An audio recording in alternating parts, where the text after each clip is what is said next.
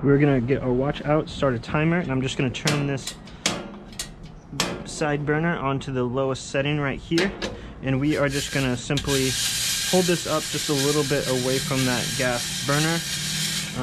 And yep, I am on that lowest setting, and this should only take about 6 to 10 minutes, give or take, so not too long.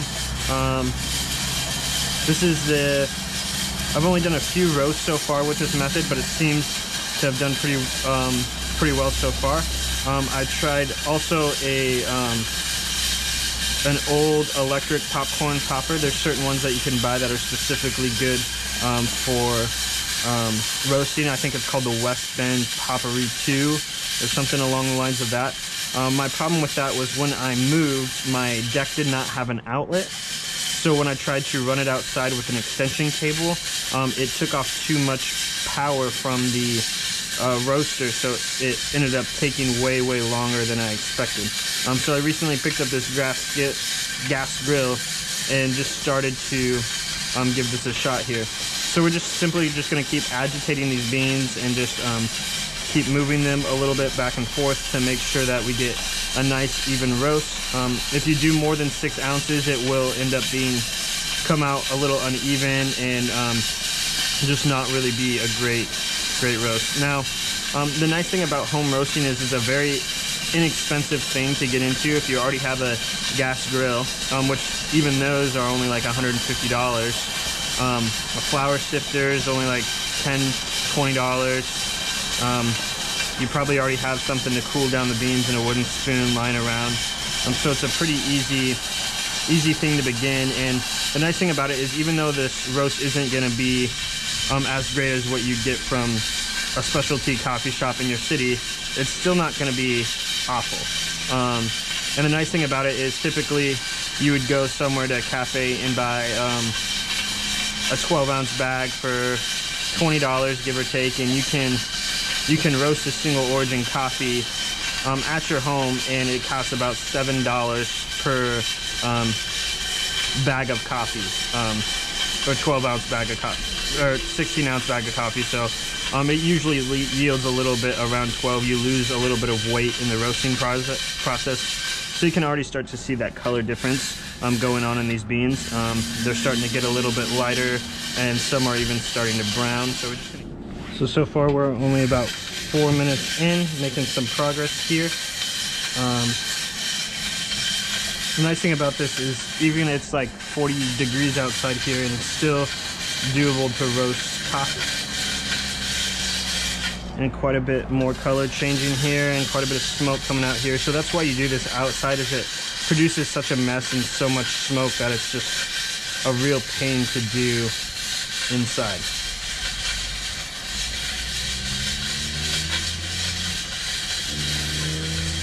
You're getting some really good color.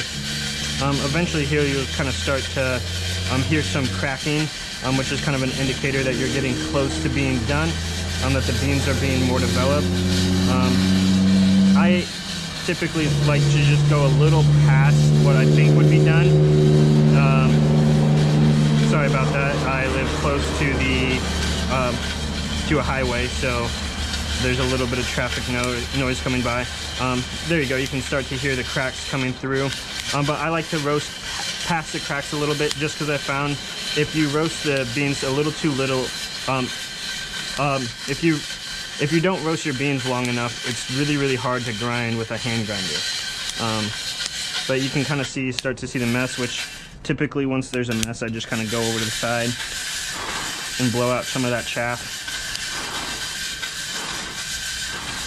It's basically just that outside of the bean that gets out there while roasting. We'll just continue finishing this up, making quite a bit of progress. Getting really close to being done here.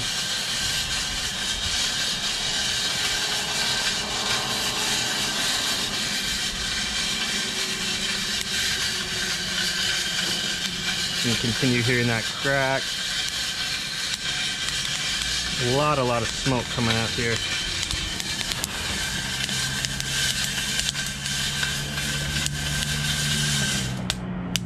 And let's just go ahead and check where we're at on these other ones.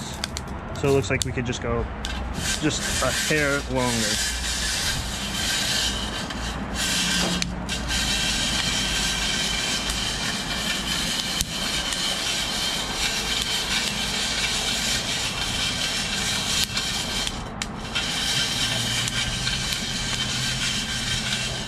And we'll just bring that back, check it next to those other beans. And it does look pretty good. So what we're going to do now is we're just going to simply shut off the gas grill, head over here to the empty spot that I have, and we are just going to simply just get some of that smoke out and get a lot of that chaff out. So I just typically blow this right out.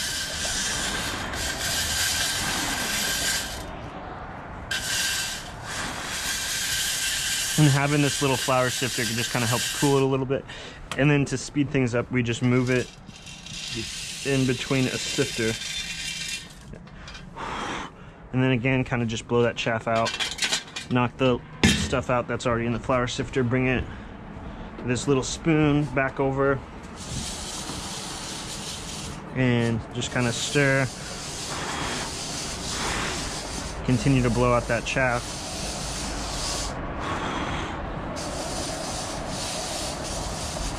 I think this is my least favorite part of roasting, is just trying to get all this chaff out. And then just kind of move it in there again, and then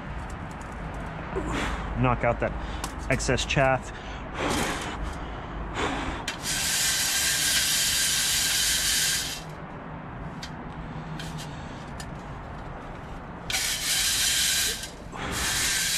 Continue just to keep blowing it out.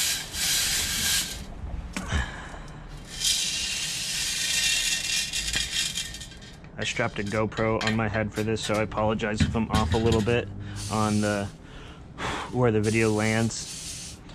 I figured it'd be kind of hard to hold a camera on my head while doing things with both, when I have to use both of my hands for this roasting process.